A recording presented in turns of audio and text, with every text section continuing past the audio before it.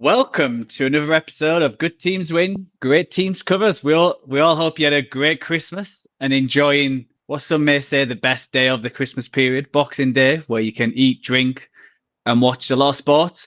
And this week the NFL is certainly not letting us not enjoy them because it feels like every single day there's a game or two.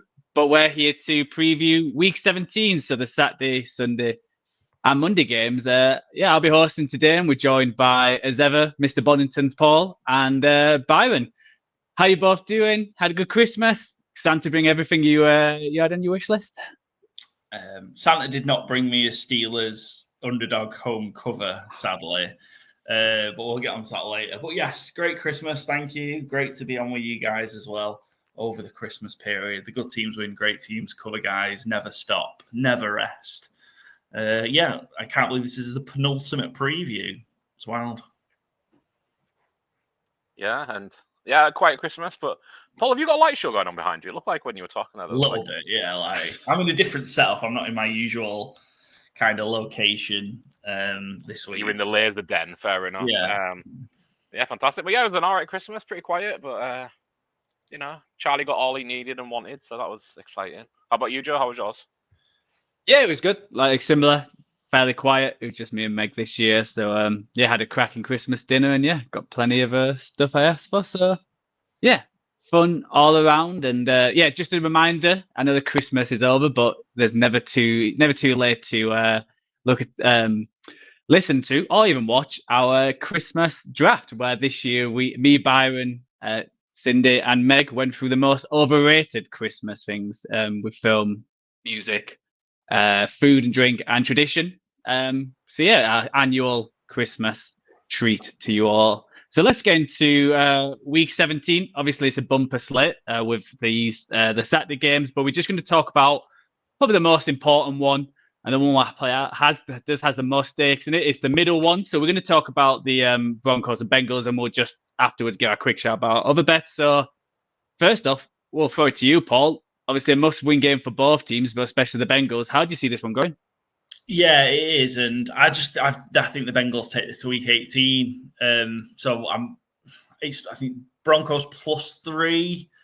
I think it'll be close. I think it might be a bit of a funky score. I think I've lent Bengals on ATS, but I like the over from a betting perspective. Bengals are an over home team. They're just over team in general. Broncos are a road over team. I think Broncos 7-3 over in the last 10 on the road. Bengals 8-2 over in the last 10 at home. I just like the Bengals to take this into week 18 and make that game against the Steelers massive. Denver, I think I took a lot out of the Broncos getting dog-walked in the end by the Chargers last week. And that, I think there's a way they fall out the playoffs here, which is crazy given kind of how good they've been and what, all the praise we've been given. It seemed nailed on just a couple of weeks ago. And just kind of, it's weird how just one loss and just a key loss, it being the Chargers, which has allowed them to leapfrog them and give them the tiebreaker over them, having beaten them twice, as let this play out. I love the over here. I love the Bengals just to make, I think it's more, I want that to happen because we want more chaos in week 18. But I think the Broncos are probably in the middle of the teams that the Bengals fail against the really good teams. I think the Broncos kind of in the middle. And I think the Bengals will probably just be able to edge them this week. Yeah, I agree. I think all of us are wanting the Bengals to win. Just some excitement for week 18 because if the Broncos win, they seal an AFC another spot, and it eliminates quite a few teams. So hoping for that on Saturday. Byron, how do you see this going with the teams? Yeah, same really, and agree with Paul as well. Like the way the Broncos kind of capitulated against the Chargers was really worrying to me.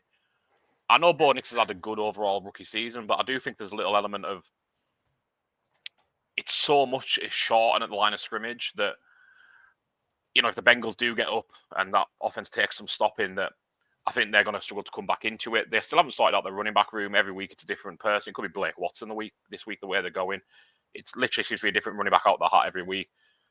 I just think, I don't want to go as far as saying like Bengals feel like a team of destiny, but like to come back from the low percentage odds they've had, I think they kind of feel like it's their time. And, between Higgins, Chase, and Burrow, they're playing such good football. Offensively, Chase Brown as well has been great since he got the starting job, I think, in week 9. I just think they can kind of, I don't want to say blow the Broncos away, but I think this will be pretty comfortable. I've got them -3.5 as my bet of the game here. Yeah, if they're getting the 7th seed as well, they're going to play. It's probably going to be the AFC North team, right? Oh no, it's going to be the Bills, isn't it? It's going to be Bills, Bills and and that's the one. I think the one team the Bengals do not want to see in that wild card round. Oh, the Bills don't want to. The Bills is thank you. It's one of the awkward things. Like, even if the Bengals win and get it all, I think the Colts and Dolphins have got the better head-to-head or strength. So I just hope, it's going to be the worst thing now if the Bengals end up beating the Broncos and then the Colts get in. It feels like everyone is hoping for the Bengals to get in because that'll make probably the ideal playoff. The best teams in there, you are on the best because of your record. But if it's joint record against the Colts and Dolphins, you would, everyone would love to see the Bengals in there. So I just hope we see some losses from them two teams because that'll be the worst scenario if the Bengals, takes it to week 18 and Anthony Richardson's playing getting beaten out in Buffalo in the first round of the playoffs. Yeah. So I'll shout my bet. I've got a T Higgins at 2+ touchdowns at +1,000. I was thinking more with Patrick Surtain, he might shadow Jamar Chase, and I know Moss is back this week for Denver, which would certainly help that defense because their second cornerback, Campbell, isn't it? But every single game it's been on primetime, he's been absolutely shredded. If it's been the Browns, the Chargers. So having Riley Moss back helps massively. But coming off an injury and then you're playing T Higgins, which, I know it's been suggested he's certainly in the conversation, the best number 2 in the league. And you're playing against a rookie. I think T Higgins could go off here with 2 touchdowns and at +1,000. I certainly can see that happen. I've won quite a few this year with Jamar Chase with the 2+ touchdowns, so I'm hoping for reversal and Joe Burrow continues his recent record with all the yards and touchdowns he's been doing. This was 9 weeks where he's had 3 touchdowns over 250 yards or 300 yards, something like that, where it's just crazy numbers. So is there any worry about, obviously the Broncos have had an extra rest. They played Thursday night last time, and just looking at Sean and how Sean Payton plays against the road, he's since 2018, I think he has the best mark for any head coach in the NFL, 33, 16, and 1 against the spread on the road. So obviously he has some, he's had some extra time. Can he cook up this defense, which, when you watch that Browns game, I wasn't blown away by the Bengals, where I felt like they absolutely destroyed a poor Browns team. I felt like because DTR was in, it let them off on quite a few issues they still have. Yeah, I don't know, because I think if they can resolve the running game, then maybe, because then that really does open up this porous Bengals defense that we've seen all season long. If the running game's a problem again, I think that just helps the Bengals a little bit, and you're putting Bo Nix into situations where, again, we talked about how good he's been, but you're putting him to obvious passing situations. I think the Bengals are a lot happier to deal with that. So I think that's probably the big factor. And then I just don't think you'll be able to slow down this Bengals offense. I can't see how you're going to be able to do it. Burrow's playing so well. Chase is playing so well. He's getting it to others, though. Higgins has been a bigger factor, as you mentioned with your bet, Joe. So yeah, I don't think you're going to slow this Bengals. The only way you're going to slow this Bengals offense down is by sitting Joe Burrow on the bench, and you have to do that by dominating the time of possession and running the ball well. And I'm not sure if the Broncos can do that.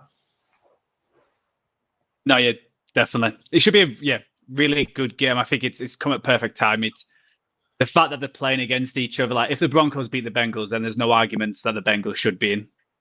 And I know that. My one worry is in every single one of these must-win situations, the Bengals haven't won. So, we talked about it with the Steelers the other week, probably the Chargers game before that. for the Bengals, and they've just not won. That's my one worry, is they're just floundering. They've floundered in these situations every single week so far this year. Yeah, and I'll have a question for you guys. So Jamar Chase is now leading the Triple Crown in the NFL. And he was top 4 odds in all the categories as well preseason. But since the merger, there's only 4 players to do it. Can you name the 4 players? Cooper Kupp. Yep. Calvin Johnson. Jerry Nope. Rice. Ooh. Jerry Rice is one. So 2 more. Michael Thomas. No, I didn't get touchdowns 2019. So they're both great personalities. One was a Mike huge Irvin? personality. No, so one was hitting huge in the noughties. Especially, he was on the smaller side for a wide receiver, but he certainly. Steve Smith is one of them, and the other one is Sterling Sharp was the 4th. Yeah. One. So yeah, Chase is certainly in there to be the 5th, and certainly on and deserves it. So so they're the bets, and that's the game which we're most looking forward to Saturday. Paul, do you want to just read off your Saturday early game, your bet, and then Byron straight after? Yeah, Chargers -4 for me, and Chargers Patriots. I just think the Chargers are going to go in and just dominate the ground. I think it's some positive news running back wise from the Chargers. So yeah, I think they'll just dominate that game, low scoring, and just shut the Patriots down. And speaking of which, J.K. Dobbins anytime touchdown, +105 in my bet. Gus Edwards, IR, or definitely out for this game. J.K. Dobbins back practicing, so hopefully plays, and plus money for the touchdown. Yeah, and I've got both QBs to over 1.5 passing touchdowns. I think there could be some scoring. I'm being really impressed with how the rookie quarterback has been playing for the Patriots. Drake May. What's his name? Drake May, yeah. His name just absolutely escaped my brain then. Yeah, I think he's been playing really well, and I think it might be next year we could be sitting here saying, is he the best quarterback in this draft? Because I think he's played on the worst team out of all the players. And, I'm not quite sure about the staff that, like that wide receiver room is terrible what he's playing with. And the fact what he's doing and he's coming along. The Patriots must be really happy with where they are, and also having the number 2 pick currently for next year's draft. Travis Hunter watch for the Patriots. I think that's where they're at. If the Giants stay at 1, the Patriots would be. I know they need line help, but they'd be great given their lack of options at wide receiver, and to get potentially a stud corner opposite Christian Gonzalez. I was just about to say that. Yeah, stupid to pass on Travis Hunter at 2. Yeah, 100%. And then moving on to the NFC West clash, which looked like it was going to be a really intriguing one a week 2 ago, but the Cardinals have shit the bed really the last few weeks, and disappointed as all. So Byron, what's your bet for the late game on Saturday? I've had Jared Verse have over a quarter sack, +130. It's cooled off a little recently, but Cardinals coming into this without any tackles, low on motivation, so I think this way might get going again. I did not know we did sacks by the quarter, by the way, as well. I know that's just if nice. You get a half sack, like combined one, that's why they're that way. Yeah. And do you think is there anyone actually going to compete with him for the rookie defensive? Just like he's mentioned, he's cooled off. Do you think anyone could pick him? Quinny Mitchell, surely? Mitchell would be the one, yeah. But his reputation's kind of cooled off a little as well since they started playing better wide receivers, as it happens. But yeah, I think it's between those 2 right now. Maybe Cooper DeJean can sneak in if he has a few big plays down the stretch. But I think Quinny Mitchell not getting to go against CD Lamb this week might be Yeah, and I think Terry got him a few times last week as well. It, so versus -400, so he looks pretty nailed by the bookies. Nice. Paul, what your bet for the Cardinals-Rams game? Under for me. I just think the Cardinals are cooked. They've really, really struggled, haven't they, the last few weeks? Inside, they got they scored a lot against the Patriots, didn't they? Was that 2 weeks ago? It was, wasn't it? I just think they're cooked. And I think the Rams might be able to just kind of put it on them a bit defensively, and therefore, and the Rams potentially not necessarily going to need to score a lot to win this game. So I've gone under 47.5. Yeah, I think again, it's division game. NFC West, it's either going to be like really low scoring or it's going to be like crazy. It's like nearly hitting at halftime. It always feels that way with the NFC West. And yeah, my bet for that game is Puka Nacua, 100 plus receiving yards at plus 150. I think this Cardinals defenses take a massive drop off, and Puka is the clear number one now. I think Cooper Cup has had an okay season, but he's certainly lost what he had a few years back. So Puka's definitely at number one, and I think he's going to go off on a game again. They need to win it just to, I think, to make it secure, and not make it go into week 18 when they've got Seattle, I believe. Who? Yeah, you don't want that game being like a de facto playoff game, do you? Yeah, it feels like it doesn't matter if you're the number one seed this year, because it feels like a lot of teams are going to be resting on week 18 because a lot of teams are secure in this playoff. It's a strange year where it could be, even if you don't get the number one pick, you'll have a week off, which the Rams may do if they beat the Cardinals. So that's the Saturday games. So we'll move on to the Sunday Sky games. Unfortunately, obviously, this graphic needs to update. We'll first talk about the Cowboys and Eagles, which got flexed out, but still on Sky. That's the big news. Crazy decision, by the way, to put this game. The 6 o'clock slate is poor, but to put a game on that's been flexed out because it's naff. I wonder if they already set up to have the cameras at these two games, but they've just switched them. Because the flex of Vikings and Packers game up, yeah. Yeah, I mean, I guess like obviously depending, obviously you're just sending the different crews to the different games, I guess. But you'd obviously you'd been expecting a Week 17 Cowboys Eagles game to carry more weight and importance. Certainly, you'd expecting it to have been a key. I mean, I guess it will be a key outcome in the NFC East because the Eagles will win it. But I think. But also, like you said, it is some dross on the early games, and at least you're going to get some fans for the Cowboys wherever they go. So let's talk about this game because this line's moved quite a bit. So we'll start with you, Paul, because obviously you got it at a really good price. To shout you back, because that line's moved massively, which I'm guessing is to do with Jalen Hurts news, where he's still very unsure and he didn't practice today, I don't believe, or didn't come out there. Jalen Hurts still in concussion protocol. Kenny Pickett also banged up with a rib injury. I don't know who the third option is. Anybody got that? Who's the Eagles' emergency QB? Tanner, I won't say Tanner Hudson, but it's not that.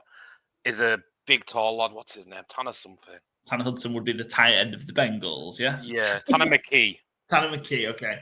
And they just signed Ian Buck as some kind of insurance. Yeah, so there's a world here where Jalen Hurts and Kenny Pickett don't suit up here. Mm-hmm. It's going to be one of them games where they get Trey Lance to play for them because a team's turned up with not enough players, so we'll have one of your guys instead. It could be. So I took the Cowboys plus 9.5. So that was before the news that CeeDee Lamb obviously was out. The line's at 7 now. I feel good on Cowboys plus 9.5. My worry is that Cowboys are just not going to be able to move the ball without CeeDee Lamb. So we saw last week against a stout defensive front that Rico Dowdle just couldn't rush. Cowboys O-line that had been doing okay going up against the top defensive front in the Buccaneers just couldn't get anything going on the ground. I expect that would be the case here as well. And then you're getting Cooper Rush to throw it without CeeDee Lamb. That seems a recipe for disaster for me here. But I still think I like the 9.5. We're either, we're getting likely a banged up Kenny Pickett or a third string quarterback for the Eagles. So crazy that this is the listed game that Sky have picked, knowing that. Yeah, but what do you think? Like, obviously, like we mentioned, the CeeDee Lamb. Was he actually out his shoulder? Existing. So he's been dealing with it since very early in the season, the AC joint. I just don't think they want to risk it getting even worse and then surgery and then you're eating then potentially into 2025 for him. Do you think, conspiracy theory here, Mike McCarthy knows he's keeping his job? So he's like, let's rest CeeDee. Because if they won the last two games, like if he was still balanced, then you would want CeeDee to play to like win them games to keep your job. But now how the story's shifted with, it sounds like McCarthy's going to stay. That's why it feels like that. They're like, okay, let's rest CeeDee. We don't actually need to win. Everyone's safe. Move on to next year. bet this probably wasn't a Mike McCarthy decision. Well, nothing is a Mike McCarthy decision. It's normally Jerry's decision, but Well, you could say that, but yeah. I mean, we'll get into. Look, we've got many months to talk about. Is Mike McCarthy safe or not? That's the subject of my article for Join the Huddle this week. Using the wonderful lyrics of "Should I Stay or Should I Go" by The Clash is how we're writing that article. So we'll see how that goes. But someone tells me he's going to stay, but I don't think that's related to pulling CD. These are nothing games, aren't they? So why risk him getting even more hurt than he already is? Yeah, sounds good. Byron, I know I was chatting to you before on a different topic. How are you feeling about this game? Like it's going to be a mess. Truthfully, my bet is for there to be a safety scored at plus 950. I was tempted to go with Dallas to score safety at plus 1800. I'll probably have that as my second bet. Truthfully, just if it's not Jalen Hurts, it's going to be a mess. If it's not going to be Kenny Pickett, goodness me, that's a recipe for disaster. Like I say, I couldn't think of the guy's name, Tanner McKee. And if it's Tanner McKee or Ian Book, I'd be wildcatting a lot, I think, to Saquon Barkley, Kenneth Gainwell, and just run the ball every drive I could. And I mean, to be fair, Dallas's offense is going to be more competent than that, I believe. Cooper Rush is fine. But no CD Lamb is obviously an issue. So I've just gone for this to be a safe score plus 950. I think that's a good price in what could be some chaotic offensive play calling. Is there a world here where Eagles lose this game, Commanders win? Could the Commanders sneak the division in Week 18? I'm not sure what the tiebreaker is. Because could do, right? Because I feel like it because everyone's saying like the Eagles have to win to secure it. Eagles need one more to win the division, don't they? So but they'll probably have Jalen Hurts back next week. Bear in mind. So. And they'd also be playing the Giants in Week 18, wouldn't they? Because the Commanders would have the Cowboys. Yeah. I wonder if it'd be one of them where it's strength of schedule where they've got to go how all the other teams played the last 2 weeks to determine it. But, my bet, I wish I changed it now with all the news. So I've got Devon Smith in the time touchdown. The bigger price now, yeah, plus 175. Just with obviously AJ Brown's going to be going against. Oh, my brain is not working today. Way too much beef and booze. Bland. He'll be good against Bland. And obviously Diggs being out. So I can see Smith getting some targets. And obviously it felt like he cost them that game last week. Obviously it's not his whole performance, but that drop right there, that's a game in his hands. So I think they might try and target him a little bit to get his confidence up. That's when I thought Jalen Hurts or even Pickett could possibly play. We'll see how it goes. I'll show my second bet, which will be on our sheet. It's Barkley 150 plus rush yards at plus 350. I think if they don't play, it's going to be Barkley a lot of the timing. And hopefully you can get some yards in there. But I think we've all lent the Cowboys anyway. And after seeing this, I feel it's too big a number. It's just when I bet it and when we've cut it out, it's just too big a number. Yeah, and this stat makes me feel a lot better. So the Eagles, after coming off a loss since 2020 playoffs, 2-10 against the spread. So they're not good at bouncing back after losing straight up when it's against the spread. So hopefully that trend continues and we all cash in there. But definitely, I think it's worth looking around like Turpin, see what his yards are, and Cook. I know I was close last week. I was 2 yards off, which really annoyed me because he got that at halftime. Do we know if Sirianni has shaved his head after the loss? Because that's what he did last time, and then they won 11 in a row. It was also, I don't know if you say he was arguing with Zach Ertz as well. Big Dom had to step in between them last weekend. So there's always a story going on with such a knob, innit? Sirianni. So there you go. Any more on this game? Obviously, it's not the most exciting with everything going on, but any more? Yeah. There you go. So let's talk about possibly the best game of the week, and I think the game where everyone is excited to watch. It's 2 big hitters in the AFC. It's the Green Bay Packers traveling to the Minnesota Vikings with, huge consequences in terms of not just winning the division. It's NFC number 1 seed. It's where everyone's finishing.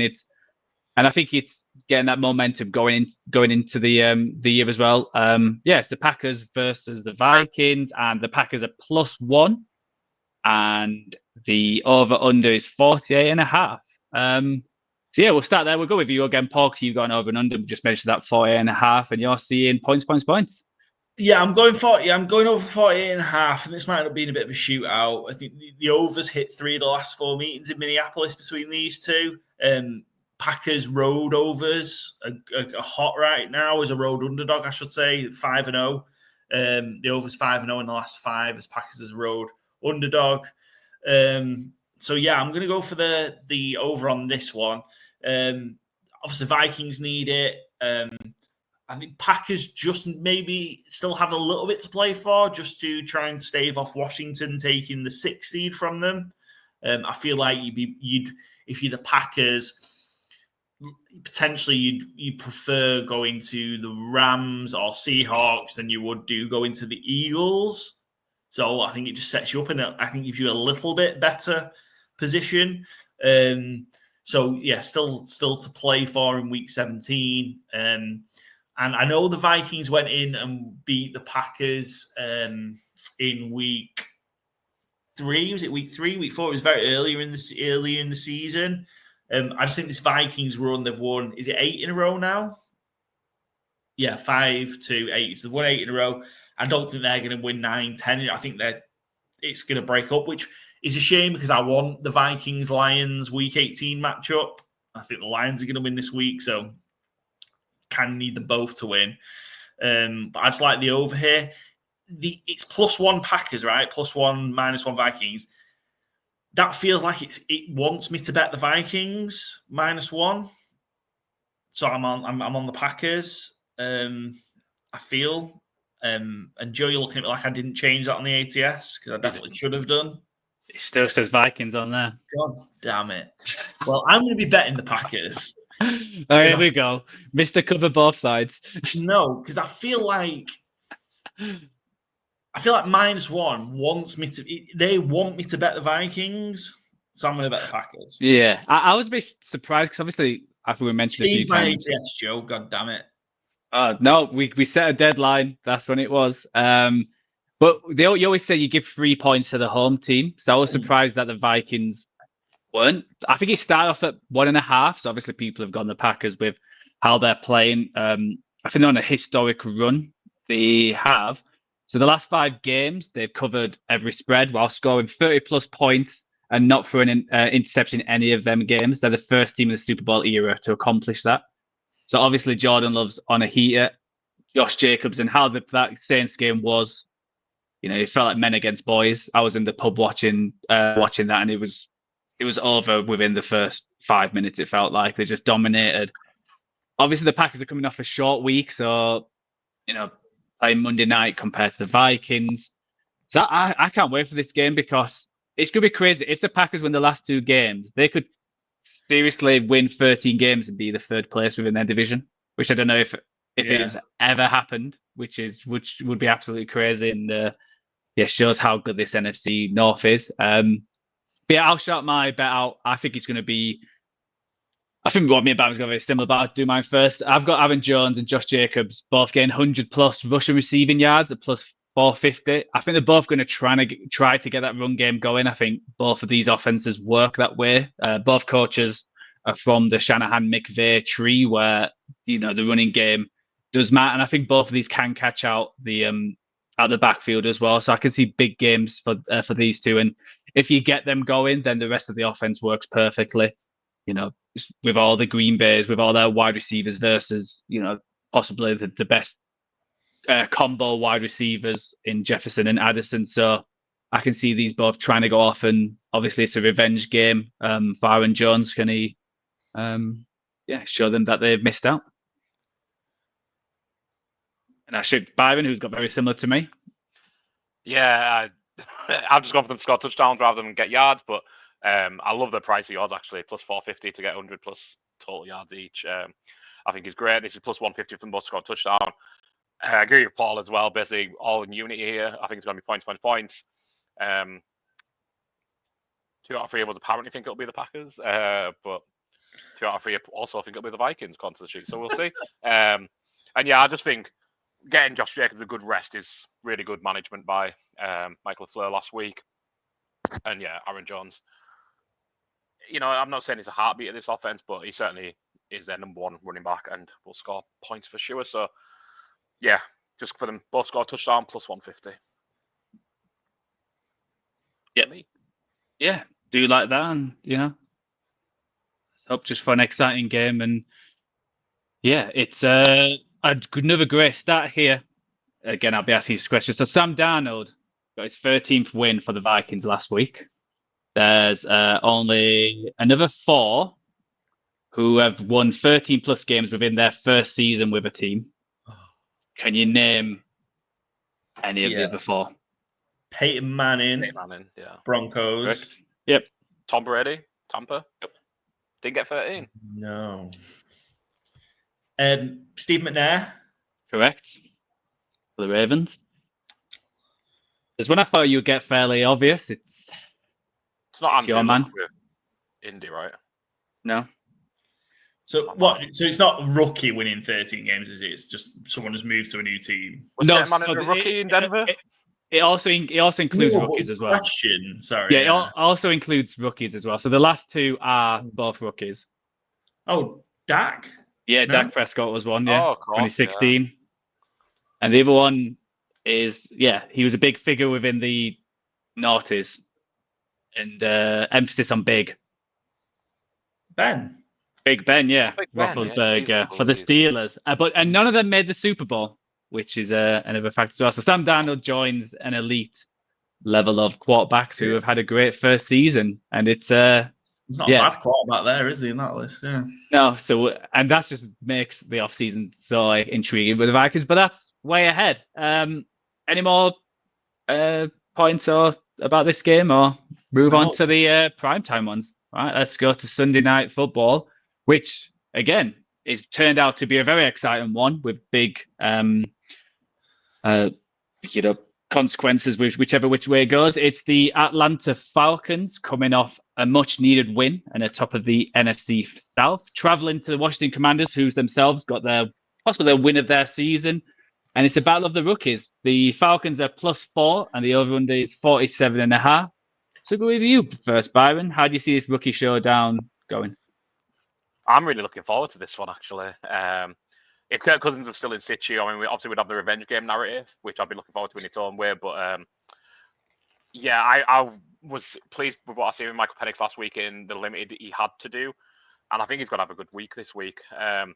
I've gone to have 275 or more passing yards, which is the top of his ladder, plus 500 on DraftKings. I was kind of surprised that the top of that ladder was so low, considering he looks good and he didn't have much to do last week. So I understand that he had a low number, but surely there's an element of use your eyes a little here, in my opinion. So, I'm just really looking forward to it. Get Drake London going, get down on Mooney going, see if there's anything there with, fumble Pitts.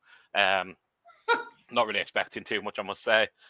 They are 0-4 lifetime in Washington as 3 or more point favorite underdogs. 1-3 against the spread. That one time, this is maybe a bit of a randomish music number 1 question. Was September 13th, 1992. Any idea what the UK number 1 was? I wouldn't have got this, but what was that? 1992 when? So it was a September 13, 92.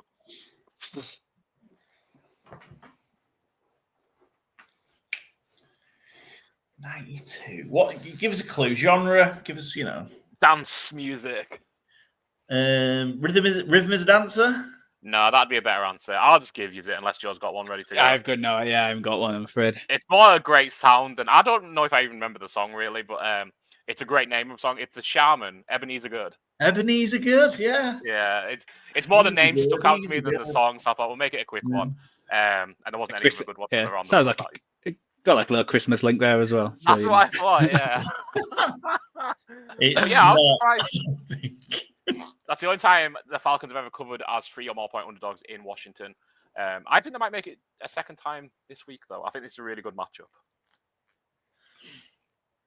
Yeah, I like this game too. I've got Darnell Mooney's 70+ receiving yards. For some reason, I couldn't add in receptions as well, which when I was adding in both, Bet365 was saying you can't put both of these bets together, the builder. So not quite sure why. So yeah, I've got Mooney 70+, receiving yards of +175. Because yeah, I think Penix can get at this team. I do worry with how Lattimore played last week and Washington. They did give a lot of penalties away, and it's such a killer that I feel like it should count towards QB's receiving yards, especially when it's like right there and someone just pulls him back, especially when it's a big play. I always think that's really harsh when you see a quarterback. He's only got 200 yards. It's like, oh, he got like 100 odd 50 with penalties. So yeah, I can see this being a lot of scoring.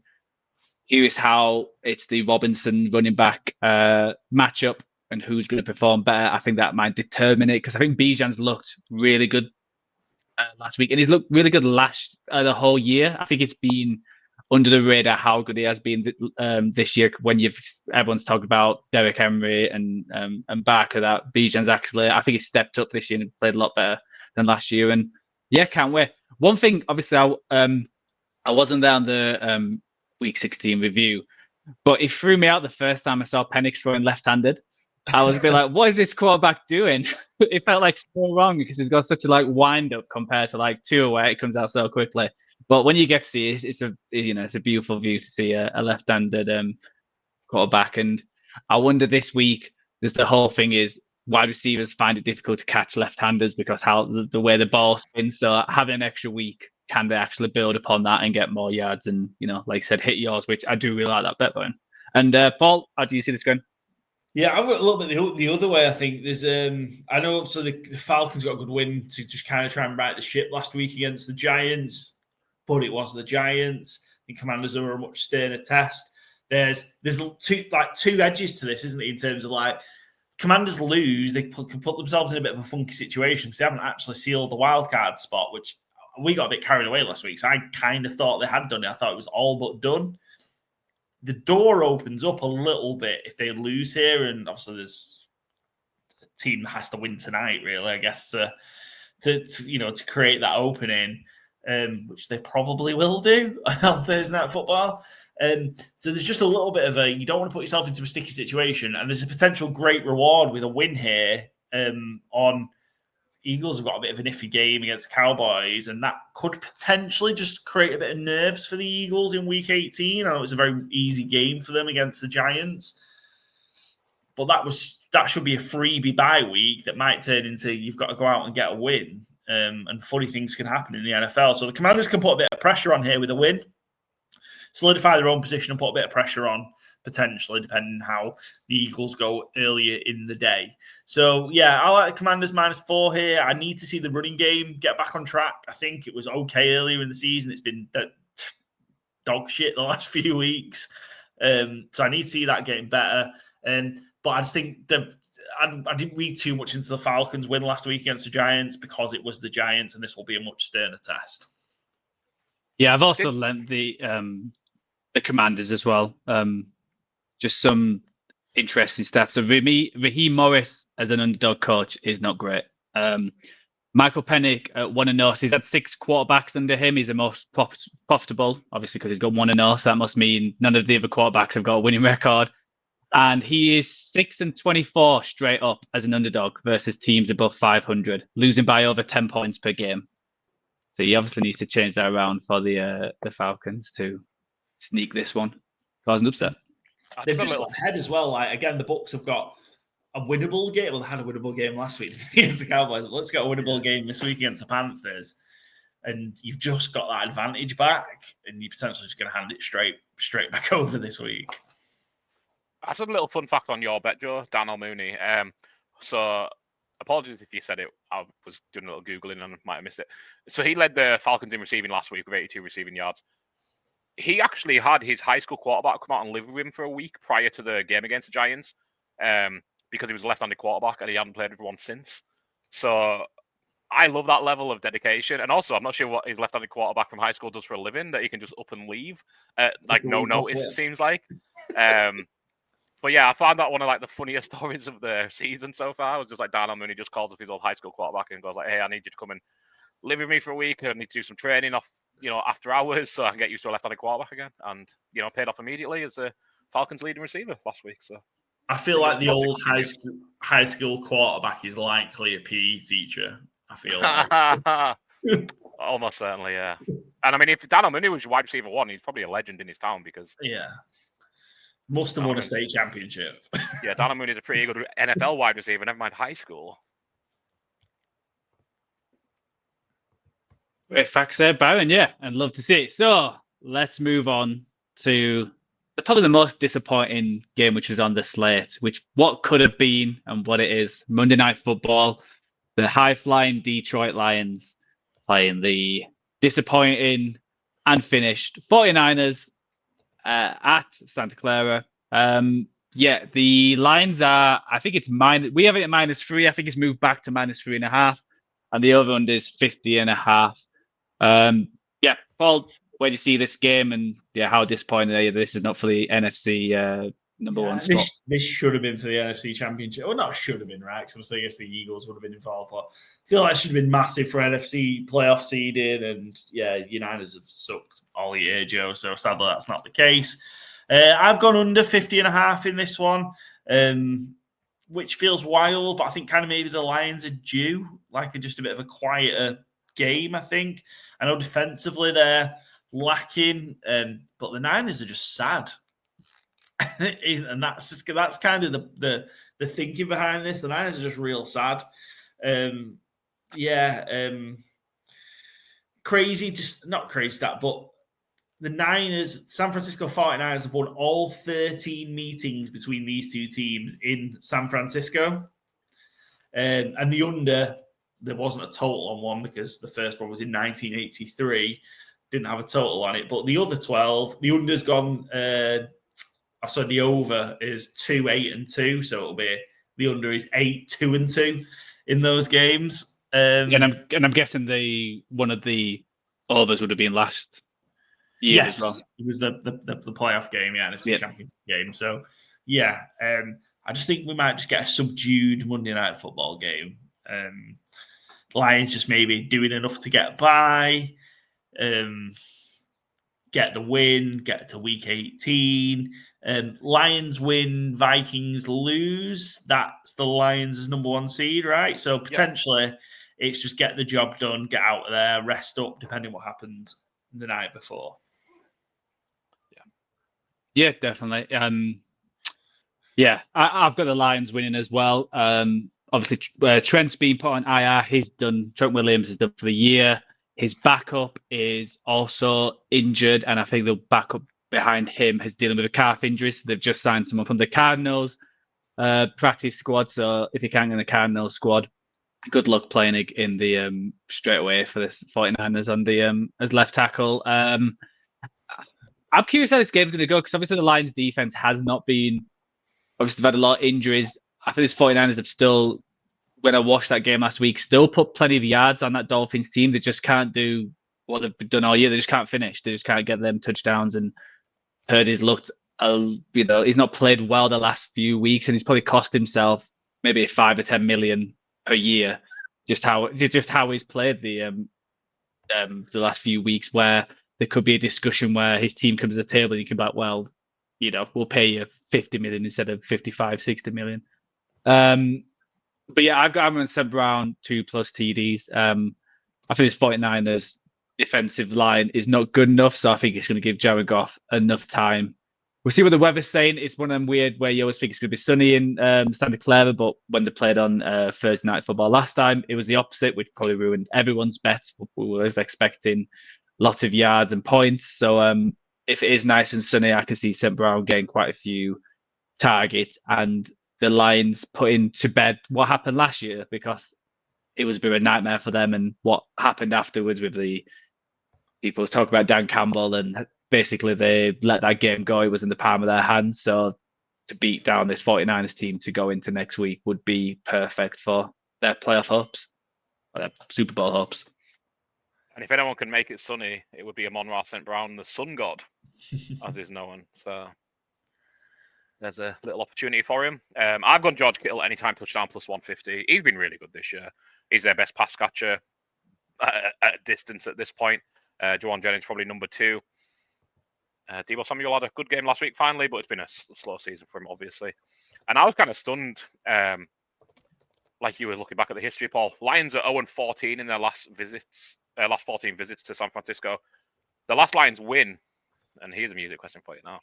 The last Lions win in San Francisco was 2nd of November, 1975. Obviously predates any of us, but I think it's a song you'll both be familiar with, and I presume you'll both like. So that's a little bit of a clue, at least, to some degree. What was the UK number 1? 2nd November, 1975. Any clue, Joe? 75. Oh. I can give you a clue if you want, obviously. I feel like we need a clue. Give me genre. I guess it's rock. Something. It's a male solo singer. 75. Is it Barry Manilow or Mandy? Oh, I wish. No. Better than that. It's better than that. Better than that. 75. Is it Rod Stewart? Better than that. It's not, okay. Is the artist? Yeah, David Bowie. Oh, I was going to say Bowie as well. So 75 would be Life on Mars? No? No, that's way early. All right. 75 would be in theme there, by the way, not a timeline. Oh, what did you say, Paul? Paul said Life on Mars. Oh, Ashes to Ashes. No. That's 80s. Oh, what is it then? Space Oddity. Oh, yeah. That must have been a re, because I got released early 70s, but okay. It was first released in July 1969, but there you go. It was number 1. I don't know why it was re-released, but yeah. And the number 1 in Australia was Mamma Mia as well, just a shout out of another song. I was going to say ABBA as well. Yeah, I was going to say ABBA as well, being mid-70s. There you go. But yeah, we had Ebenezer and Major Tom, so... Ebenezer Good and Space Oddity, yeah. But yeah, I also think Lions will win this game. I don't think it's going to be a thriller, and it's no point in to end the season. Yeah, the 49ers will be saying Mamma Mia by the end of it. So let's move on to the fourfold, where Paul secured his victory. Even though I realised when I won the on Monday night, I'm 8 back, but Paul's got the plenty of pushes there, so there's no way I'll be able to catch up, even if I go 8-0 and he goes 0-8. So Byron, who is behind me by 2.5 games, needs a big week after a disastrous 0-4 last week. Where are you going to go first with the first overall pick? Very good question. I'm going to go with Miami Dolphins at Cleveland Browns, 6.5-point favorites as my favorite. A lot of it is based on, I presume DTR is starting, and DTR is a hot mess to be. I mean, it's not polite, but it's more polite than you could be. Let's be fair. I'm sure I have a stat. If I can just pull it up a second while you're pulling up some graphics. So Dorian Thompson-Robinson. This is from Mike Clay, NFL at ESPN. Has 697 yards on 180 career pass attempts. That 3.9 yard per attempt is the worst in NFL history, with a minimum of 170 passing attempts. I'm not even going to do it as a trivia question, but I'd love to see if anyone can even know this name. The next closest is Kim McQuilkin, who had 4.2 yards per attempt. I've never heard of him. He played for the Falcons 74-77, Washington 78-80, and then the Washington Federales in 1983 in the USFL. There you go. And I'll just continue that. I'll just do my pick quickly. I got the Dolphins, Browns, the under 40. Just similar to you. And also, it's probably going to be cold in Cleveland. And, the whole Dolphins team kind of play well in the cold. And the Browns defense did show a bit of life last week. So I think it's going to be a very low scoring game where I think I'll only lose this out because DTR's thrown 3 interception touchdowns. It's I think it's going to be a low scoring game. And I don't mind the 40. I think that's compared. There's quite a few games where they'll be either really high or the low 40s, the high 30s. So that's probably my favorite under of the And we'll just shout out that we got a special guest picker, Dom. He's also agreed with you, Byron. He's got the Dolphins -6.5 against Cleveland as well as his favourite. So, Paul, Byron, I wouldn't take the confidence in that because Dom was absolutely smashed in the pub when he picked that 4-4 out. So Dom's a smart lad. I will not have his name dragged through the mud like this. Yeah. And let's be honest, if it was with Dom, it might be better that I picked it pissed than when he was sober. That's true, actually. That's fair. I'm going to crack the overs open, and just, Joe, I'm sorry because we talked about this game already. I'm Broncos Bengals, so I've bet it at over 50 because I bet it earlier in the week, but it's over 49 now. So I will take the over. I just think same reasons before. Broncos road overs, Bengals home overs. I just don't see a way how this isn't a bit of a shootout. Can I ask, Paul, are you worried that how terrible we were at betting on the Saturday games and Thursday night before Sunday on our fall forward last week that we all didn't get one of them? We're all out. Yeah, massively. But I think so many three games out of slate just makes it tough. I'm just worried about week 16 was a stinker as a whole, really. I think I was finished because I tried to, again, everyone please gamble responsibly.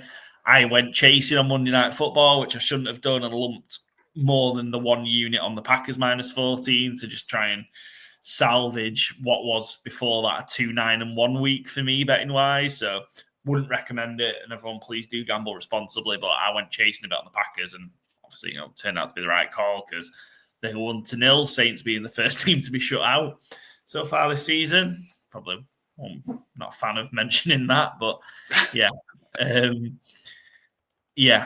It was a bad week last week, so I feel like this week will be a better week as a whole. You've taken a favourite, haven't you, Byron? So I've got two other favourites, so I'll keep them in the bank. I will crack open the underdogs. I'm going to take the Carolina Panthers +7.5. I know it's on the road. They stumbled against the Cowboys 2 weeks ago, played massively better last week against the Cardinals. And they're going to have a say in who wins this NFC South, I think. And I think they pushed the Bucks to overtime just a few weeks ago in Carolina. I think they can play it close. I think 7.5 is very disrespectful to the Carolina Panthers at the minute, given kind of where they're at. Tampa coming off a bad loss to the Cowboys on Monday Night Football will probably bounce back and play a lot better. But I like the Panthers to keep it close. Yeah, I like that one. That was my favourite underdog as well. I think it's a bit close. And did you see last week? Yeah, it doesn't mean it's going to hit. That the Panthers last week, it was their first week where they outrushed the opposition. So, little steps. Little steps for this Panthers team. Which is crazy with how good Chuba Hubbard has been, right? Yeah, I had to replay it in my head what you'd said there because that doesn't sound right. But because they've got one of the worst. I think for 5 weeks in a row, I picked the running back against the Panthers for Fantasy Gameday pick just because they were just atrocious at stopping the run. So we'll see. It could be a big Bucky Irving game, but I do like the Panthers to keep this close. And it feels a bit like last year where the Buccaneers needed to beat the Panthers in week 18 to get into the playoffs, and it was such a drab game against the Panthers team who was a lot worse than this team. So was that the 9-0 game? Yeah. Was it 9? I think it was like 9-6. I felt like they were the Panthers were winning at some point, or it was an atrocious game. It might be 9-0, but I just remember it just being like, what is this Bucs team doing? They just don't want to get in, and then they did what they did. Right. Oh, so Byron's taken my favourite, and you've taken my favourite underdog. Sorry, mate. I know. You know what? I'm going to do it just because it looks good on the sheet. I know it's not the odds right now. I'm going to go my underdog as a game we've already spoke about, and I'm gambling that Jalen Hurts and Pickett doesn't play. I'm going to go the Cowboys +8.5, which is on our sheet. I know it's a bit of a cheat, but I feel like you shouldn't get the extra 1.5 here. Well, that's what is on the sheet. That's how we've done it all year. If you want to change that, you said we were going to change it if it moved by more than a point. I did that yesterday, and then I changed it a few times. So it was only today it changed. So I'm going to go the Cowboys. Byron, if this is the pick that ends up meaning you have to go do the forfeit, Stuart's inquiry on this. Yeah, I'll close that on that, no problem. I do think if we're doing that, we should give Dom under 41, not under 38.5. That feels fair as well, Joe. I'm happy to do that. I know you're just going off what's on the sheet, Joe. I'm not saying. Yeah. But yeah, you don't need to do it now. Just I thought you were going with the under until I seen you had the under for the Dolphins. But yeah, I think give Dom the 41 for that one is fair as well. And let's be honest, I'd rather them obviously win by or lose less because obviously it's money in my pocket as well. So and for everyone else. So I know I've got 8 profit. I can move it down to 7 if you want me, guys. I'll let you guys vote between you. It's 8.5 on the sheet. I'm fine with it. Okay. I'm going to take over to you, Byron. Yep. I think this was your bet of the game. In fact, Joe, might not have been, but somebody did. Cards Rams under 47.5. Please, Paul, your pick of the day. Yeah, oh, you went Puka, didn't you, Joe? Yeah. Under 47.5 points. Basically what Paul said. The Rams, the Cardinals haven't got anything, so unless the Rams go off, I don't think we're getting to 48 here. So, well, fingers crossed they don't anyway. And my underdog's gone. Thanks, Joe. I'll just wait for my underdog because you two have both taken one. So let me just have a quick pick over. I'm going to go. I think it's going to be a big blowback week. Going to go over 47 in Jets at Bills. Josh Allen starting to lose his grip on the MVP, it feels like. After a big Christmas day from Lamar, the narrative is twisting again. After someone on this pod, me, had said, just pay Josh Allen out as MVP. He's obviously got it like 2 weeks ago. And as these things always do, there's always a little twist in the road where, the Bills lose a game. Lamar Jackson is absolutely incredible and shows it on a, worldwide viewing platform, not just a nationwide one. Netflix had it. So I'm going the over there, Joe, not the under, but thank you very much. And yeah, I think Josh Allen, I said this after the defeat last week, he's going to come, or not the defeat, but close run game. Like, he's going to come back, and I wouldn't want to be the Jets, was kind of what I said. So I think they're going to come out and blow this one, blow the Jets apart, basically. Yeah. So, do you know what the weather is? Because it feels like every time he goes like the Bills, it's crazy weather. But I haven't done that much research, Joe. That's why I'm 27 and 35.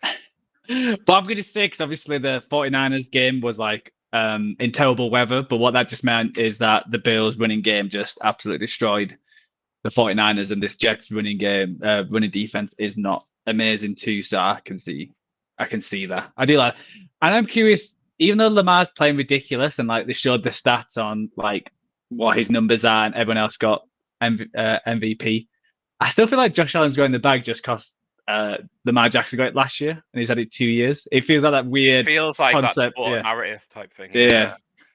Where they're just going to give it to Josh Allen because he's had a good few years and it's probably his best year for a while, that they're just going to give it to Josh Allen. Yeah, I wouldn't be that surprised. But I think Lamar's made it a lot closer than it was a few weeks ago at the very least. So I think Josh Allen would like they'd like 2 more big games, wouldn't they? Let's be fair. But yeah, 1 more huge game to try and put the voters off Lamar. Yeah. Right, I'm just going to go by over. And it's going to be... I'm going to choose between 2 terrible games, and I'm just choosing which terrible game I want to go for the over. I might go for the worst of the worst. It's Christmas week, I feel like you've tried this strategy a few times, Joe, and it's not worked for you. Well, it doesn't need advice. He's in a relegation battle here. Saying, for the listeners. I'm doing it. I'm going for it. I'm going to go the Raiders and Saints over 38. Just because they're both terrible teams. And I can just see, MVS at least getting a couple of touchdowns on this Raiders defense. And didn't look too bad last week. And against this Saints team where I think they want to bounce back with what happened. It's in New Orleans. It's indoors. It's going to, the weather's not going to affect them. They don't have to train in the refrigerator or the freezer this week. They can, train normally. And both offenses can give lots of takeaways where the defense could score 1 or 2 touchdowns. And 38, it's such a low number. So it was in between that one and the Jags Titans. But The Jags Titans one scared me when Byron went from last time, and I think it was like 9-6 or something daft like that, and it was a terrible game. So I'm going to go Raiders Saints. I'm hoping for just a wild game where these two teams have got nothing to play for, and the both quarterbacks are just slinging it. And like I said, MVS and Brock Bowers keeps doing what he does, and both get 20 points. Surely that Saints QB coach gets fired, right? After that came out, like, what a ludicrous thing. Like, they scored as many points in the cafeteria freezer as they did at Lambeau Field on Monday night. So. If that whole staff doesn't just get chucked out and they just start again, then which is like surprising, because I remember the first few weeks we were giving such praise to this Saints team. The offensive coordinator from Clint Kubiak, yeah. I think I remember Byron saying doing all the motions and stuff, and it looked so good, and then suddenly it's been disaster. And I don't know if you saw. I mean, to be fair, they're down. It was down the QB, Shaheed, Olave, Kamara. Yeah. But also, I don't know if you saw, like, on the Monday Night Football, it was like with Derek Carr, they were like 5-5, something like that. And then without Derek Carr, they've not won at all. So just showing, could Derek be back in New Orleans? Who knows? So, but anyway, moving on to you, Paul, with your 9th pick. Yeah, I've got two favourites that I absolutely love. So I'm going to start there. In fact, no, I'm not. Shall I split this? No, I'll take the under next. I'm going to go Lions, Niners, Joe, under 50 and a half. Is it still 50 and a half? Or that's what I bet it at? Is that what it still is on our sheet? Yeah, 50.5, yeah. Yeah, I'm going to take Lions, Niners, 50 and a half for the reasons I explained earlier. Just sad San Francisco 49ers. Don't think the Lions necessarily need to go out and just, they might just maybe try and save a few things for the playoffs. Maybe but that's not Ben Johnson's way, is it, I guess? But I don't think the Lions necessarily need to run up the score here. So I'm going to go under 50 and a half. And I'm going to take the Los Angeles Chargers -4 as my favorite. Again, sorry, Joe, talked about 3 of the 4 games that I've picked.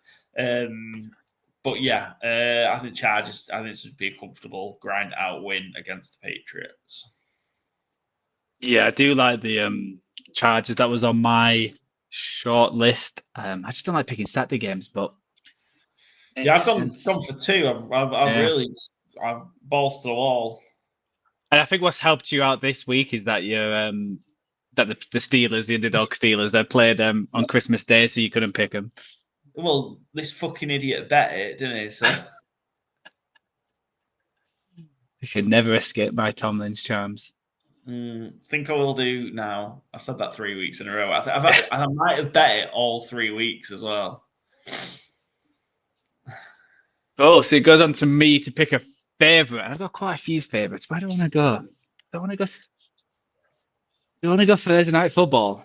I want to risk it in the Byron Bowl. In the Byron Bowl on Thursday night. Seahawks versus Bears. No, I'm gonna go Saturday. I'm gonna go Bengals -3. I just think they're gonna make this. And we've said it a few times. We just think that surely the NFL has scripted it to make Week 18 actually interesting. So if the conspiracy theories are correct, then this Bengals team is going to beat the Broncos team and beat them by 3 points. So I'm going to go the Bengals -3 at home against the Broncos. Push for himself there.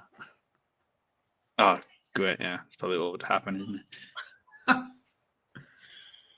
You need to catch me on the pushes, Joe. I've got 4 of them. You've only got 1. I know. Cool. And then it goes to you, Byron. So I think I might only have 1 underdog on. I've got 2 underdogs on the sheet. Oh, do I go with Penix or Jordan Love? I feel like you've answered your own question there. I feel like you've answered your own question there. Did I? Yeah. Well, I'm going with Michael Penix. I'm not sure where I answered my own question, but yeah. I'll go Falcons +4 going into Washington. For the reason of YOLO. That is the entire reasoning. I don't know. I just kind of feel like Atlanta take it to Week 18. Let's see how it goes. I feel that's just like a warrant pick, isn't it? Rather than a little, but I'm not sure that I really fancy the Packers that much either. To slow down the Vikings more than keep up with. And I think, to be fair, Washington were I don't say incredibly lucky to win last week, but yeah, there's not many weeks where you're going to give up as much as you did and win. And we're playing Kenny Pickett. I've got a lot of faith in Michael Penix. So you don't lose the turnover battle 5-1 and win very often, do you? So no, and I think Washington have been not great the second half of the season. So that's well. Yeah, I'll go with Falcons to cover. Cool. We'll quickly go through our guest picks. So as Paul mentioned, the drunk Dom at the pub was our guest this week and he sent his best lip, and I don't mind it. So he's got same as Byron with the Dolphins -6.5 against the Cleveland Browns. He's got the Cardinals +6.5 at the Rams as his underdog. He's got the Falcons and Commanders over 47.5. And he's got the Cowboys and Eagles on the under, which we'll decide later if it's 30.5, which had his betting sheet, or the 40, what we had on. Give him the 40, 41, whatever it is. Or just 41, yeah. Cool. There you go. So that's the Doms. The Doms comes at +1258. Byron, he's got the Dolphins at 6.5. He's got the Rams, Cardinals under 47.5, and the Jets, Bills over 47, and the Falcons +4 is underdog, and that's at +1228. Paul has got the same odds with the Broncos Bengals over 49. Panthers is underdog at +7.5. The under the Lions and 49ers, and the Chargers at -4 as his favorite. While I quickly just add mine up. I'll run through yours, Joe, while you're adding it. So you're on the Dolphins, Browns under 40, Cowboys +8.5 against the Eagles, over in Saints, Raiders, and over 38. And your favourites, the Cincinnati Bengals on Saturday, -3 at home to the Broncos, and that comes out at +1175. Yeah, thank you very much, Paul. And yeah, that's our Week 17 4-4 draft, where the seedings could be decided this week, but like the NFL, let's see if we can take to Week 18 and make it interesting, especially for the loser spot. With when's the deadline for the forfeit to be carried out? Oh well, we've got a while to figure that out. 9 months, yeah. Post Super Bowl, yeah. We'll figure it out. Awesome. Right, let's move on to our Against the Spread with 2 games which have already happened, which is the first time since doing this. So let's talk about them games quickly. So first off, the Chiefs were -3 at the Steelers. Santa and his players came to play and beat the underdog Steelers by quite some way, to be honest. I think it was impressive from the Chiefs, and I think the Steelers have their momentum has slowed down massively. We'll throw it to Byron, because obviously you mentioned before the pod that with Pickens not looking impressive and not looking that he was too bothered, and he got lump of coal under his Christmas tree. That the Steelers just didn't seem up for this game for some reason. The Chiefs confirm as the number 1 seed in the AFC. Yeah, did not seem up for it all, Steelers, but yeah, especially George Pickens, who didn't look like he could bother running a route if he was getting pressed at the line, which, unsurprisingly, you do more when he doesn't look like he can bother playing against it. No one really got going for the Steelers. Cam Hayward even came out and said, it's tough to play defense when 10 people are doing the job and 1 isn't. It's not quite clear if that was aimed at 1 individual player or if players making mistakes regularly. There's been some rumors that it's Minkah Fitzpatrick in his ire. Don't know, but it's weird watching like Steelers Twitter breakdown every time they lose a game, because now they all want Tomlin fired because he's never going to get them over the hump. Yeah, ludicrous, isn't it? That it is, yeah, because Tomlin's the coach of the year when they win a game, and when they lose a game, they want him fired because he's never going to get them over the hump. It's a very weird fan base, very passionate, obviously, but talk a lot of shite. I mean, they're probably right this year that he's not going to get them over the hump, but like, it doesn't exactly have the Chiefs team to work with, to be fair. They've got Russell Wilson, Justin Fields at quarterback, who great budget pairing, and Russell's played well, but not elite, certainly. So I just think, Steelers are looking like they're going to be one of them one and done again in the playoffs, which I can understand fan frustration to a degree, but I don't think calling for your head coach to be fired, who never loses a season, is quite what you should be going for. But yeah, Chiefs seal #1 seed. We're not going to see Patrick Mahomes again for a month, which is wild. But next time we see him, it'll be closer to February than December. So 24 days, I think it is, in between the Christmas Day game and the divisional round of the playoffs. Assuming, I think that's the Saturday or Sunday. Yeah, I can't wait for the headlines. Is Patrick Mahomes rusty for not playing for 24 days and all that jazz? They need it though, don't they? Like they need it. They are very hurt and have been hurt, so they might, maybe they get some help on the O-line back and healthy. And Chris Jones needs a rest. Obviously Chris Jones missed the game. Look, let's just cut to the end of the season. The Chiefs are going to three-peat. I just cannot see any other possibility right now. The way it's falling from them struggling and nicking games these last few weeks where they've just put the foot down, killed teams, still not scored more than 31 points or above, but still managed to kill teams while not scoring tons of points. Who's going to beat them? Who is going to beat them? Yeah, and I think it was more impressive because their run game just did not get going. 20 rushes for 69 yards, but it's another 3 weeks for Pacheco. It's another, everything's another 3 weeks for Hollywood Brown. And Kelsey looked better. Xavier Worthy had a good game again. It's all coming together, and a big race to either the massage or whoever administers the drugs, because Patrick Mahomes' ankle looked as good as it's ever been when coming to this game. Is he playing or not? And can we just shout, come on, refs. It's Christmas Day. Why are you giving flags? Yeah. But, it's on Netflix against the world and you're giving people flags, after scoring touchdowns. It's like, come on now. I know it's in the Steelers and it's, it's yellow towel right there, but you don't have to get them yellow flags out, keep them in your pocket. So let's move on to the next game. We all had, so in that game, I was the only one who went Chiefs. I think Byron had Chiefs right until the end. I think he switched to the Steelers. Not to me. Yeah. Just a quick one on the Chiefs. They're getting the defense is getting takeaways. They had 10 up until that Browns game, and they've had like 12 in the last 3 games or something stupid like that. So that the defense is turning the ball over. That's just another thing on top that's coming out. It's just a typical Chiefs season, where they just turn it around right at the end. So let's the next game, which is another blowout. I think both Christmas games were a bit disappointing. I think if you said a week or two, you thought these could be close games, but both ended up being shellackings. And we all went for the Ravens just with what happened with the Texans team. And we were all right, a lot more than I think we expected. The Baltimore Ravens absolutely destroyed this Texans team, 31-2. Obviously, the Texans didn't score any points on offense. Shut out by the Ravens defense, which is massive considering how much stick we've given them all year.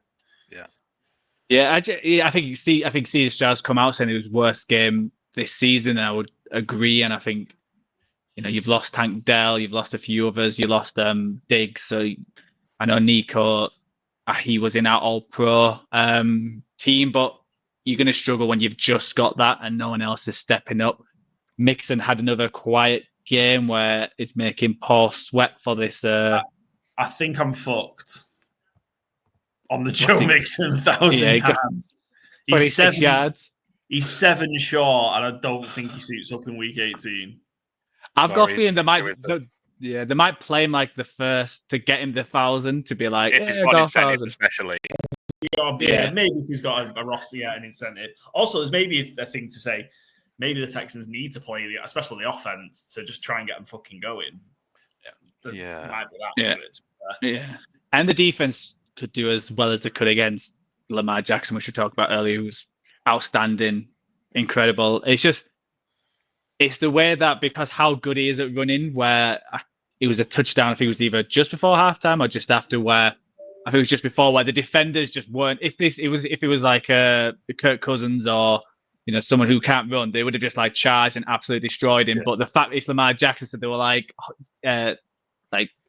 holding off, not wanting to overcommit, and he just keeps running. It just like stares at them and then just throws into the end zone for likely. It was incredible, and yeah, I wouldn't argue him getting the MVP, but we'll see what happens. But yeah, the Ravens win again. They've got the top of the AFC North, which I think is massive as well for them. And they roll on to next week with another victory where they win 3 in 10 games after I know some Ravens fans were complaining with all the games being so close, and it's worked out pretty well for them. Yeah. And the most important thing, Paul, rating, Beyonce halftime. Yeah, the overall reception was good. Not for me. I'm not necessarily a big fan of the Beyonce country record. And obviously that was it. So I just assumed she was just going to mix. I was expecting heavy country album mixed in with Beyonce bangers. Didn't get that. So I was pretty disappointed. Just Beatles bangers, which was a surprise. Wasn't expecting Beatles to be played at halftime. Yeah, I think that's one of the records on her country album. Okay. And that Jolene cover is, adaptation of Jolene is fucking atrocious.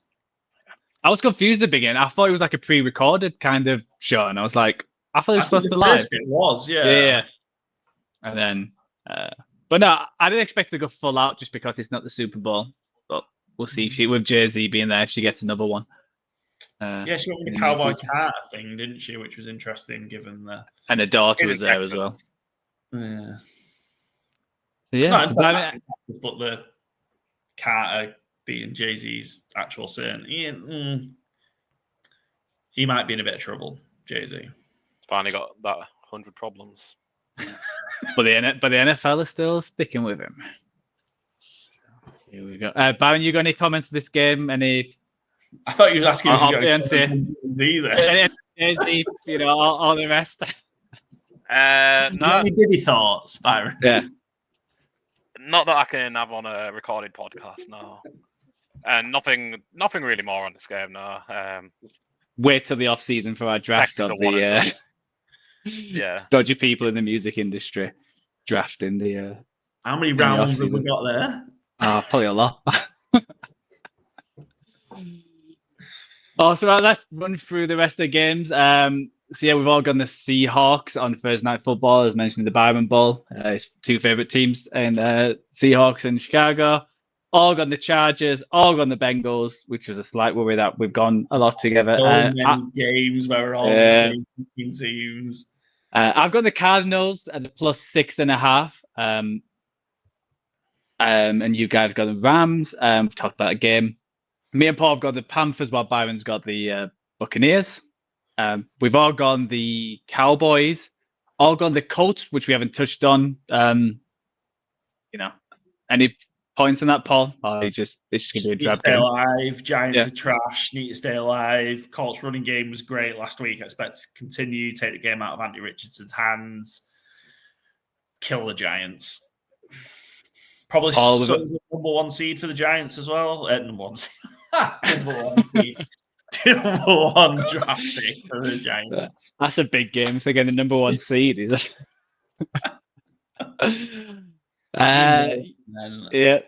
Paul, you're the other one on the Saints. Is that just a home pick just to please Jenny? Or not just to please Jenny, no. Home underdog in a low, what I'm expecting to be probably a low-scoring game. But Saints surely have to bounce back a little bit from being the first team to be shut out on Monday. Maybe Kamara plays this week. I don't know for sure. I think there's that thing about trying to get Alvin his first 1,000-yard rushing season. So if not this week, maybe next week. But I think there's a potential he might play this week. So we'll see. And just a real shitty game. I'll take the 1.5 points. Yeah, you're the lone dog in a lot of these. So you got the Jets away to Buffalo with a +9.5. When this was 10, I loved it because the Buffalo, that's 5 or 6. Yeah, no, the Patriots last week was the 5th consecutive home game where there were 10 or more point favourites that the Bills haven't covered. slightly annoyed that it went down to under 10. But I'm going to stick with the Jets. They've been playing better recently. I think the Bills might just get caught in a bit of a funk here to finish the season, which I'm worried for them, where they've just got like these real easy games. So they've finished Patriots last week. Patriots home, Jets home, Patriots away to finish. Likely, I imagine Josh Allen and co don't play next week. But I just think you might just get caught in a bit of a funk here we'll just, eventually win. They got off to such a slow start against Patriots last week.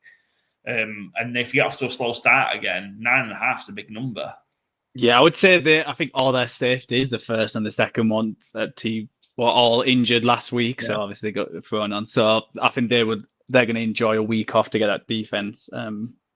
Plenty of rest. And yeah, you're the only one who's gone Jags. I'll just, my reason for the Titans, it feels like a kind of Byron pick. It's two bad teams. You go with the team with the extra point, basically. So I've got the Titans with the +1, and you've got the Jags at -1 at home. Yeah, neither of these two teams want to win this game. The winner screws himself here. Want to get in the tie? Tie, yeah. I mean, a tie, you both screw yourself a little bit less. The problem is, there's so many teams on 3 wins. You could go from to number 10. We saw it last week. The Raiders dropped 6 spots with a win. I don't think players play that way. That's the thing. I don't think a player's thinking, Mac Jones not thinking, I'm not, because someone else, is going to come in or whatnot. So we'll see how that. But it's hard. It's 2 backup quarterbacks. It's Rudolph on Christmas week, though. It is. And it's a Calvin Ridley revenge game. Rudolph, the backup QB. And Matt Jones is Grinch. He throws. And if you ever saw him, you would even know he blows. That's all I got. Disrespectful. Factual, though. We've all seen Mason Rudolph. There you go. But I'm done with the song. Yeah, okay. Sorry, I think we're good for the full verses. And then just to round out the rest of the games, the 2 late games, we've all got the Dolphins -6.5. Me and Paul's got the Vikings, while Byron's got the Packers at +1. Have we? Because I'm pretty sure I changed that, but okay. She says what it says. Obviously, yeah, exactly. I gave a deadline. Me and Paul's got the Commanders, Byron's got the Falcons, and we've all gone the Lions on Monday Night Football against 49ers. So let's move on to the Fantasy Game Day. We'll let, as Byron, his dinner has just been delivered. We'll let him run through his picks so he can shoot off, and if he's got time. Well, he's going for his dinner. I've got Anthony Richardson because you're going to run on the Giants because they're trash. We've got Calvin Ridley, revenge game, because Calvin Ridley, revenge game, 5,000. And Amir Abdullah wanted a cheap running back who catches a lot of passes, which he does. And Aidan O'Connell targeted him a lot last week. So I think he can be a useful spot start at a cheap price. Cheers. Cheers, what Byron. Takeout did you get, Byron? You need to tell us. What takeout did you get? Oh, we've got Timothy O'Toole's, a local gastro pub. Nice. Enjoy your Timothy O'Toole's. Cheers, lads. See you in a bit. Yeah, enjoy the rest of your Boxing Day. Cheers. So we'll just go through ours. I'll quickly just do a quick promo. So yeah, Fantasy Game Day. What an app. Great app. It's the biggest and the biggest growing Fantasy Game Day app in the UK. Just join. It's really fun. There's plenty of games now. There's I'm guessing there'll be loads this week. There'll be the Saturdays, there'll be the Sundays. There's each game. There's different prices you can pay, but we'll be talking about the 750 OG game. And as always, use our promo cover. And when you play one game, you'll get one extra free. So get involved. If you haven't on week 17, you can have 2 this week or save it for the last week of the regular season. And remember, it's 18 plus to enter, UK only, and not like Paul, but please gamble responsibly. So, Paul, what is your quarterback recommendation this week? Yeah, tough one just because it's obviously the Sunday Stars game. I think it's down to 10 games. I think it's tough on the slate. So I've gone Baker Mayfield, even though I do like the Panthers to cover the game. I think it's a bit of a bounce back week. he still threw for over 300 yards last week against the Cowboys. I just think, again, it's kind of the Bucs got to keep winning. They've got to find a way to win this game. I think they might just take a few more chances, etc. Could be opportunities for more big plays. Mike Evans still needs one more relatively big game, doesn't he, for his continuous 1,000-yard streak. So, I like Mayfield as I don't necessarily like the Bucs to win the game necessarily, but I think Mayfield has a good day against the Panthers at 6,800. Yeah, I think this week it's especially quarterbacks, is boom or bust. It feels like in a lot of these, like I don't like the Anthony Richardson, but he could have a bit of a, he's so boom and bust. And same with like Josh Allen with how it's going. Like you mentioned about having the dip and playing against a bad team. I've got Sam Darnold against the Packers at 6,600. He had another great game last week, and I think it's going to be lots of points this game, where he's going to throw quite a lot to his running backs and his wide receivers, and just continue that run, because the Packers can score quickly. So I think the Vikings are going to have to counter that, and I think Darnold's going to get plenty of passing yards and a couple of TDs, hopefully. So I've got Sam Darnold. Wide receiver, I'll go first. I've got MVS for the Saints against the Raiders at 4,000. He's just a big home run hitter where, if he gets 2 or 3 receptions, he's going to go probably for 100 yards and maybe 1 or 2 touchdowns. And this Raiders defense, there's nothing to it now with all the injuries, and it wasn't a good defense anyway before that. So I can see MVS getting some points, and obviously I back the over. So fingers crossed that MVS goes off and gets plenty of points to help me out there as well. Yeah. Yours, Paul? Yeah, for Brian Thomas Jr. So I followed kind of down Byron's path with this one. Although I feel we did this when the Tennessee Titans and Jacksonville Jaguars played a few weeks ago, and the game finished 10-6. So I feel like it'll be very problematic if we have that as a repeat. Surprised that under didn't get taken in the fourfold, to be honest. But yeah, Brian Thomas Jr. He just doesn't seem to matter, does it? Trevor Lawrence, Matt Jones, team is shit, team don't score points, whatever. He seems to get his. So he's a big threat down the field. And he seems to be getting more receptions, where he was kind of getting 2-3 catches for 60, 70, 80 plus yards. He's now getting kind of the volume of receptions with it as well. So yeah, Brian Thomas Jr. went over 1,000 yards last week. I'm expecting another decent game from him this week. Yeah. Are the wide receivers we got drafted, where would you rank him? 2 behind Neighbours, I think. Yeah, I would agree. Yeah. He's had a great first year. Which he was the 2 behind Neighbours at LSU, so that kind of fits. And maybe the best pass catcher you've got as your tight end pick. Yeah, Brock Bowers. I took the Saints to get it, but we get, again, whether similar to Brian Thomas, whether the Raiders score lots of points or not, he's going to get 10. He's going to get more than 10 targets. Brock Bowers. So, like to do, odds are he's going to get 8+ catches. He's been phenomenal. I expect that to continue this week. And I guess can you get the touchdown to really kind of amplify it? You are spending a lot for a tight end there at 5,400, but I think maybe this week on a short slate, it might be worth spending the money on tight end because you don't necessarily have the options you'd normally have at wide receiver. Yeah, 100%. And yeah, I'm curious when we do our redraft of last year's, will he go higher than some of the wide receivers which went before him? It's a interesting, interesting draft and where it would actually go.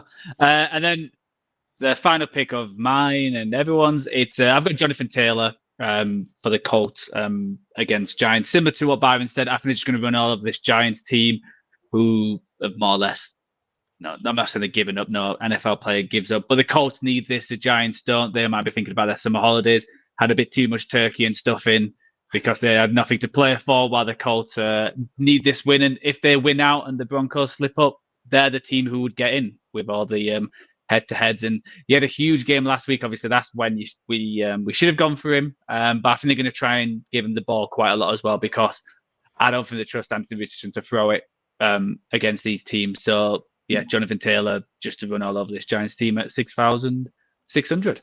Just to worry on that, because I think somebody shouted Bijan last week, didn't they, as well? And my worry is it ends up the same. So Derrick Henry 2 weeks ago, Bijan had a better game. I think he was 99 rush yards and 2 touchdowns, but it wasn't like the absolute mammoth game you were hoping for against the Giants. My worry with Jonathan Taylor is that it's the same thing, that he has like an okay game. You're not getting the 150 yards plus multiple touchdowns. That should happen, but yeah, I just think this Colts keep every game close. Like even when they blow out the Titans, they still manage the Titans to let them back in. So I think they're gonna have to keep him in. And Richardson so up and down, and when he only throws 11 times, was it last week? Yeah, and they still got like 40 odd points. That they might have to keep him on and keep it going. Might get let off the leash a little bit this week against the Giants. See how that goes. But yeah, those are our Fantasy Game Day picks for this week's Sunday Stars. So the penultimate regular season Sunday Stars game. Plenty of options on Fantasy Game Day across classic, early slate, late slate, ballers, standalone games. So many options. But yeah, make sure if you're not playing yet, you do join the best UK NFL daily fantasy offering in Fantasy Game Day. Go download the app now. Use our promo code COVER, all in capital letters, and you'll be credited with a free play after your first entry. As Joe mentioned earlier, you've got to be 18 years or older to enter, be based in the UK, and of course, please gamble responsibly. Perfect. Cheers, Paul. A lot better promo than what I came up with at the beginning there. There you go. Awesome. Well, that's our week 17 preview. Hope everyone had a great Christmas and enjoying their holiday time of the next week. So we'll see you next Tuesday for the review of all the games we talked about. So thank you very much for joining us, and we'll see you next week.